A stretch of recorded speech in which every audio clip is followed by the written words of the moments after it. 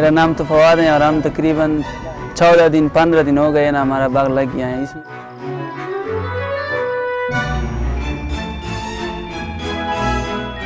जब जितने खरबूजे अपनी ज़मीन जितनी ज़्यादा होगी इतनी आमदन भी आपकी ज़्यादा होगी।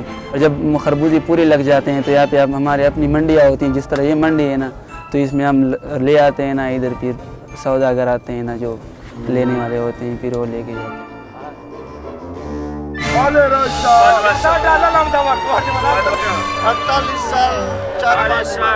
लकी मरवत का जो मौसम है ये धूप के ज़रिए से ये भी बहुत अच्छा होता है और इसका ज़मीन जो है ना वो भी बहुत साफ़ है और ज़मीनों की तरह नहीं है जो और जिसका आसपास शुमाल जुनूब की ज़मीनें होते हैं उसमें ग्रास वगैरह ज़्यादा होता है।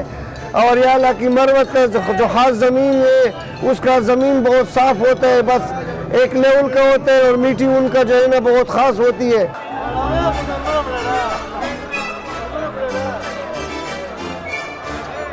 खरगोश चार का